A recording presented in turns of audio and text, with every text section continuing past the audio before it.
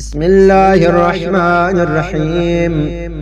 اللهم وفر فيه حظه من بركاته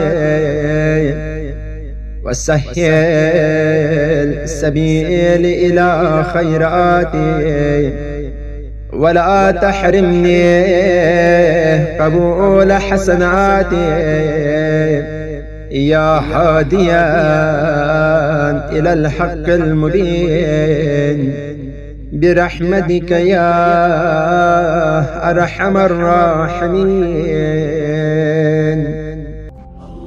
اللهم صل وسلم